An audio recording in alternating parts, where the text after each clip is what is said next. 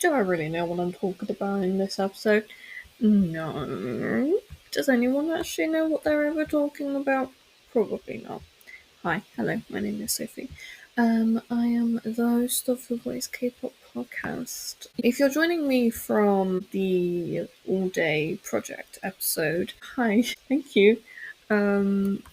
It's actually really that I got so many views, so thank you again. I will constantly say thank you for that, even though I've said it several times. But seriously, it's actually so cool that that happened, because even though it doesn't, boost any ability for me to get paid for what I'm doing, it just kind of showed that it's able to kind of go a little bit viral, I guess, a little bit. And I have a lot more followers on the actual podcast show itself, which is nice. And it feels good to be able to reach more people, reach the people that is meant to reach, I don't know where I'm going with this, but yeah.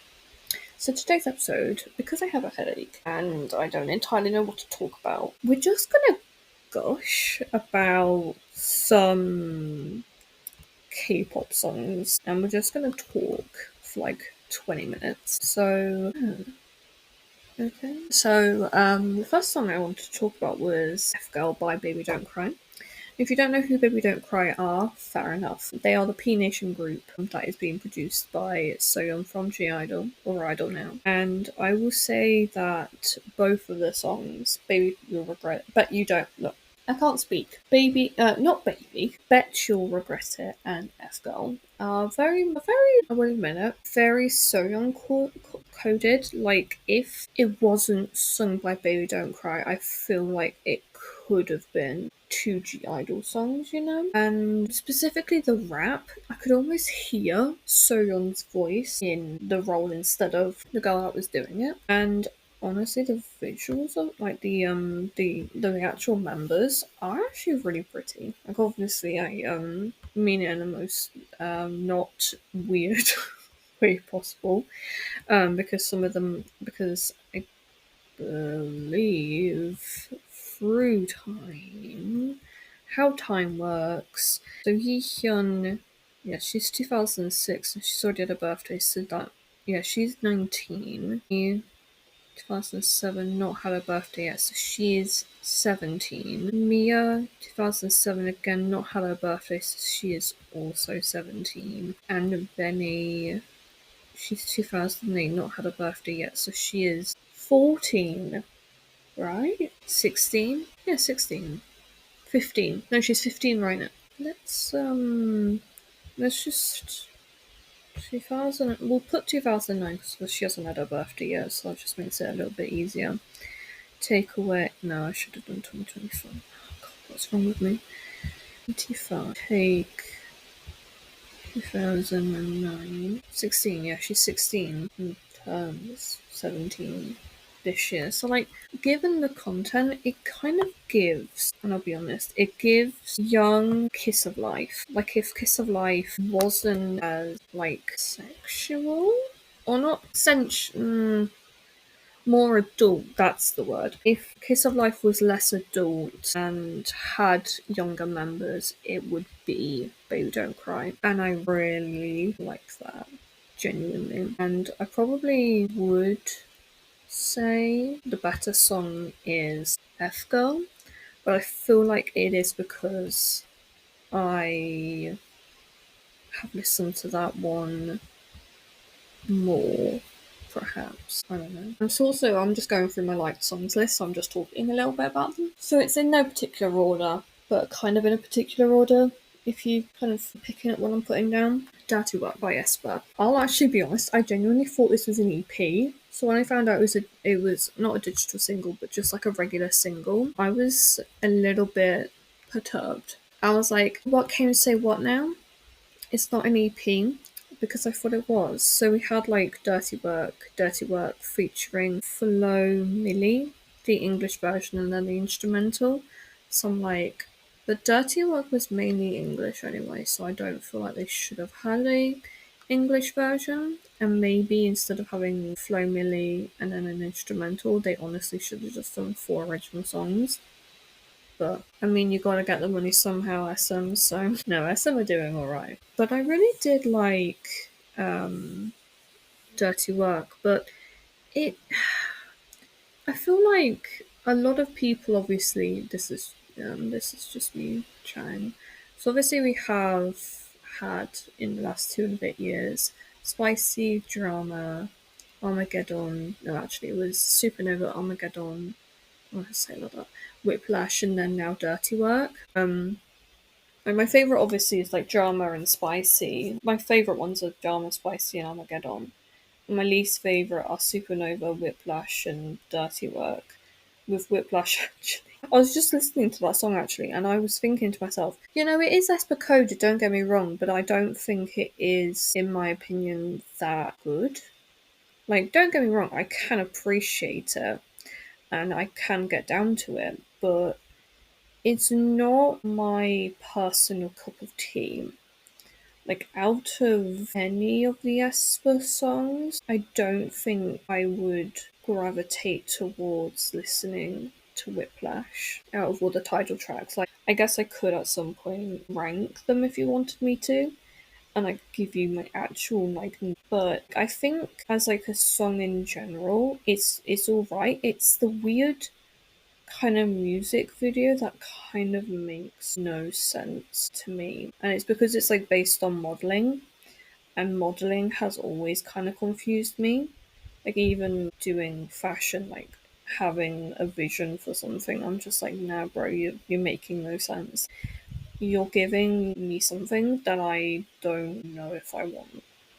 You're picking at what I'm putting down. But like Dirty Work, it's good, and it's like I really like Ning Ning's part and Giselle's like rap part, but there's just something missing, I feel.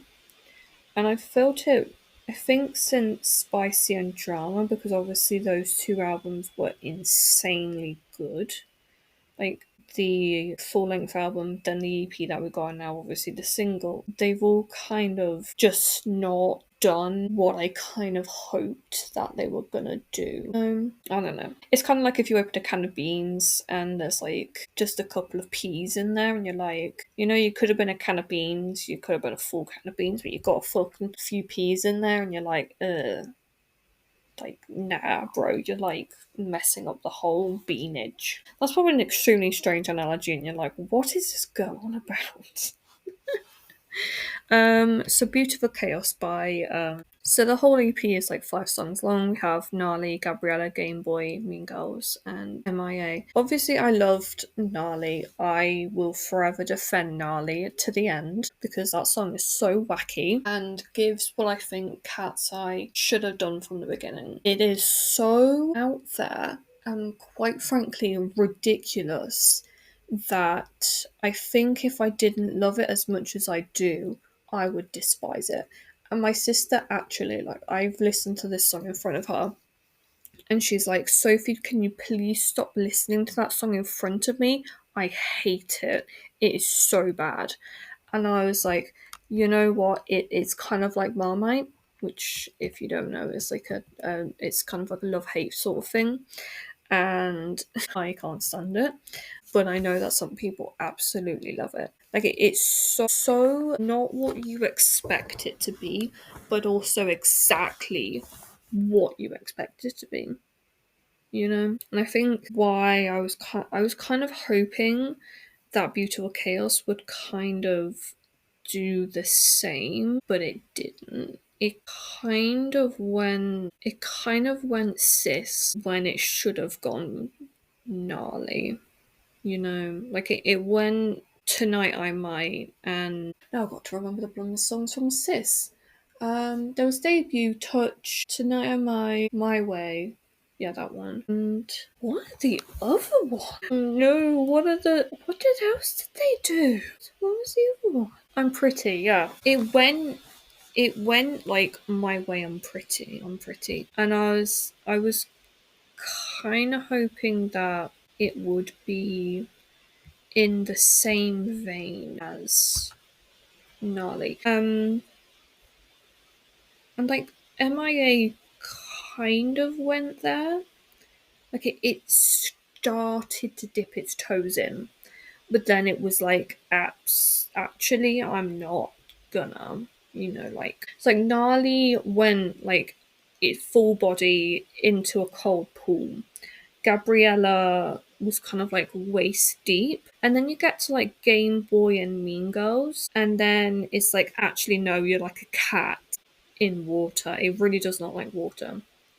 And like it was kind of jumping over the water and was like starting to go, but then it was like no no no no no no no no no no no, and then MIA was kind of like, we put a foot back in the pool, which I have to admit is actually a massive shame, because now we know that Cat's Eye can go, like they can go with Gnarly, but they chose not to.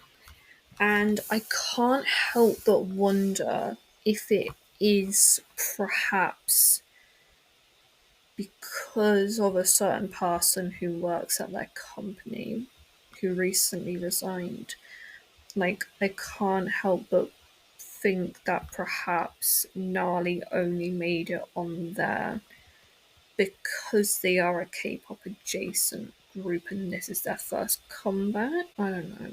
Just saying it, putting it out into the universe, and I'm not expecting anything to come from it, but it is out there now, and yeah, you can agree with me or not. I don't care. I'm so sorry, I'm yawning. So the other day I did an episode on SES, which you probably would have seen. But I was trying to listen to a bit of SES, like from their third album, I believe it was. And I was scared. I don't know why, but sometimes songs really do be scaring me. And it was one of theirs from that album, and I was like, I don't know about the first gen of K-pop. There was something in the water, and I don't think I like it. So I think I'll stick with the SES songs that I've listened to so far. And so we have like Remember, and it's an English version, and I think the English version actually makes it worse. Like it was not hitting the same.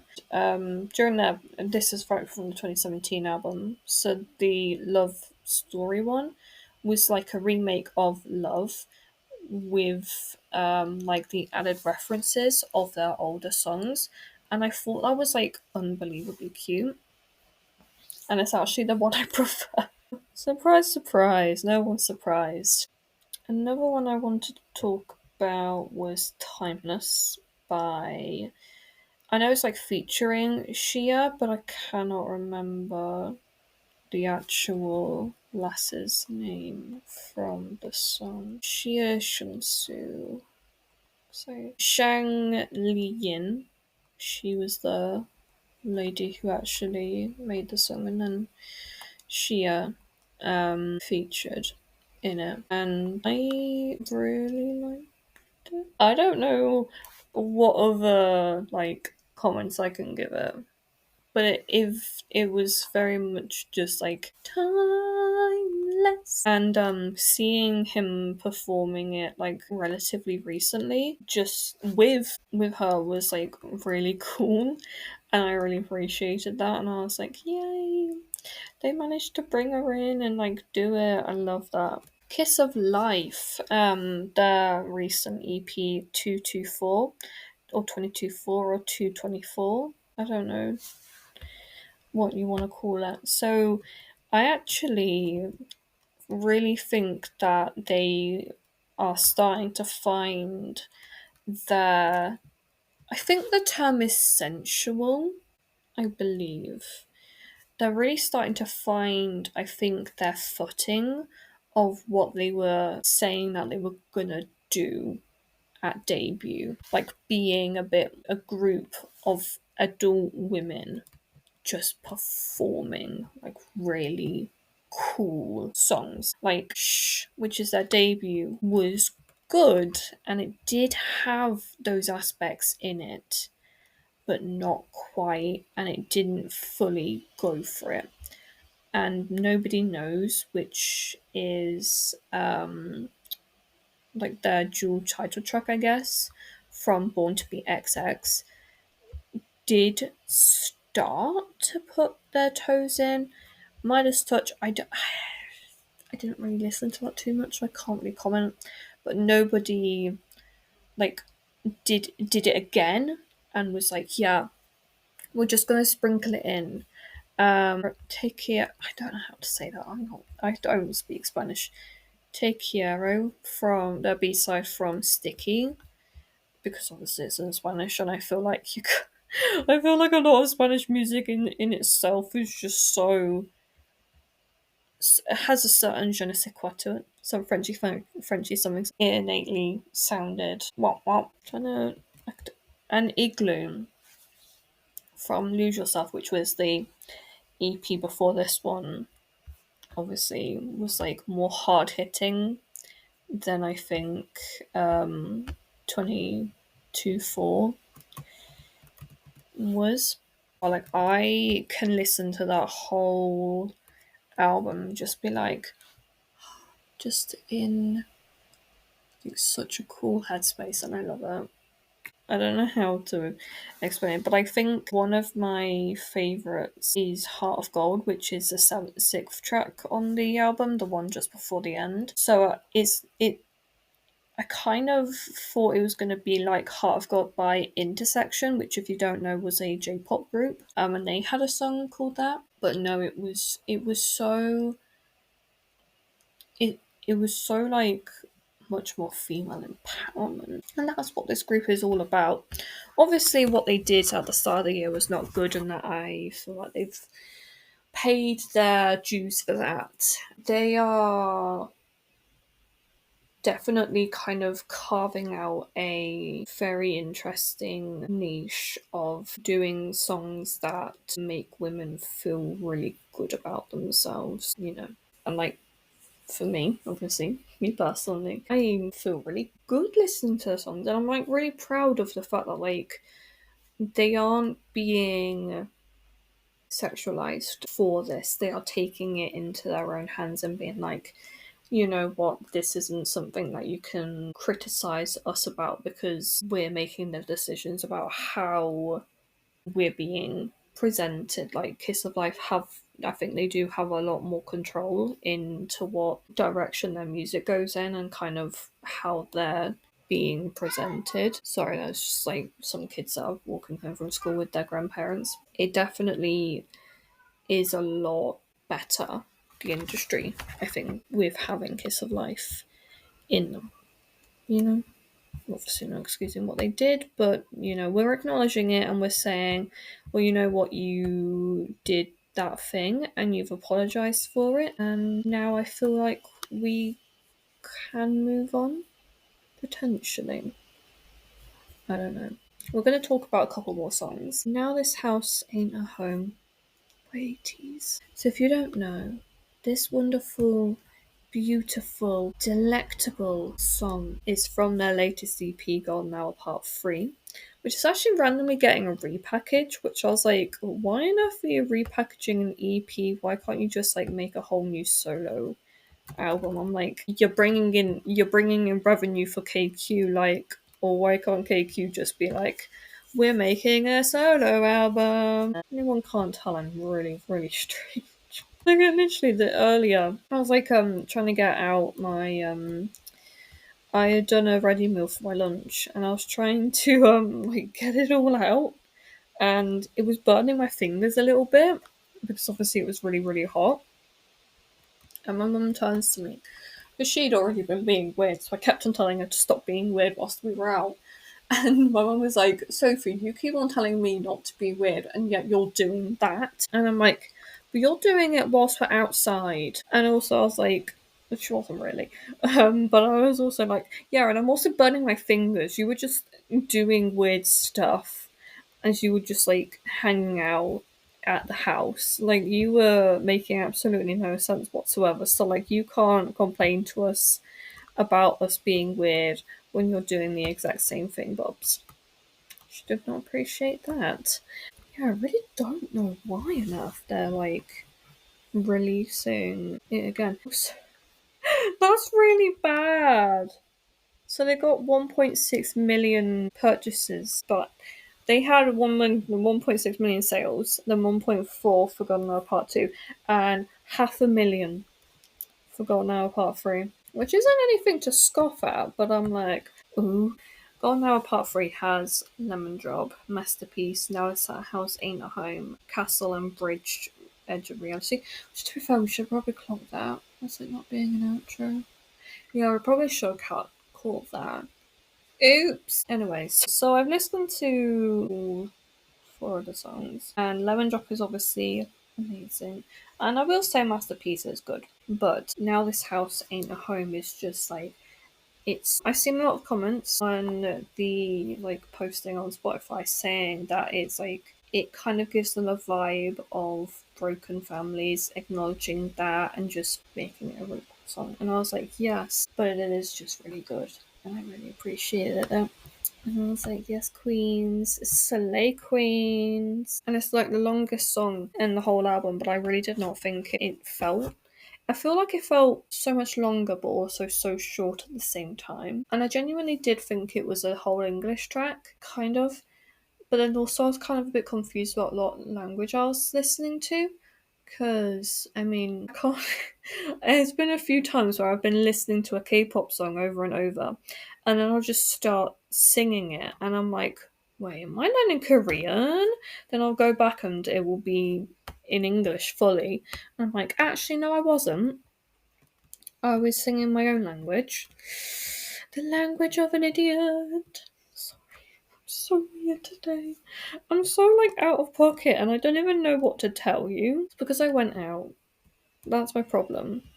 Is that I went outside. Now about actually no, we're just gonna talk about my life for a few minutes. That's like the end of the analysis. So if you're wanting to go by, but if anyone wants to hear me talk about my own life, you can stick around. So yesterday I had my mum went on like a study day thing that you have to do when you're a nurse and stuff to be able to like it's continued professional development CPD, and so my mum went to do that, and she came home and we were talking just before I went to bed, and I said to her like, "Oh, mum, what do you want to do tomorrow?" And she was like, "Well, I don't really want to do anything. You know, my head's going to be greasy, and I just don't really want to particularly do anything." So I was like, okay, well, I want to go out with you. Like, I wanted to go out today. So I was like, okay, well, fine, whatever. It's fine. We don't have to go out. And then my mum says to me, oh, let's go to this garden centre that's like really, really close to the house. Because there's one that's like, so I mean like right down the road. As in, you turn off from like our neighbourhood and just go down this road. There's one that's in the next village over. There is obviously the one we went to today. There's one about 10 miles away and another about 15. So, here's not all of them. Yeah, so we go to the one that's like the next closest along, which is like over this roundabout. So we have to go through the bypass and we go around this roundabout and we go into the small little village and then we get to the garden centre. But the garden centre was so weird and like really boring. Like, I mean, we went at like 10:30, around about 10:30ish. Which I mean, I guess realistically they could have only just been opening for the day. But we were just really confused and like we went round and we looked at the plants and stuff. We were gonna pick up a few plants, but they were all kind of like half dead and like growing into each other, which was like so strange. And we tried to go into like the gift store thingy, which is what they called it. And it just was like kind of boring and like expensive for what it was. And I was just like, okay. And then there was like planting stuff and like dog toys and stuff. So I was like, okay, this is strange. And we went into like the farm shop and stuff, and it was just like it felt as though It was like a place that was just starting up, like a startup garden centre that not many people go to and that they're just like starting. But the car park was massive, and then also like the cafe was massive. And like speaking from like a business point of view, yeah, you want your cafe to be big, but you want like the place that you go to after the cafe, because like usually you like want to walk around for a bit, maybe buy some things, then go to a cafe and then maybe do a bit more walking around, or do what we usually did and just go to the cafe first and then do a bit of walking around whilst you're trying to digest your food and then go home. There wasn't a whole lot to explore and like look at, because for some reason I thought with how my parents like described it, it was how I know that garden centres are supposed to be. I thought it was gonna be like a really like it was gonna be a bit bigger.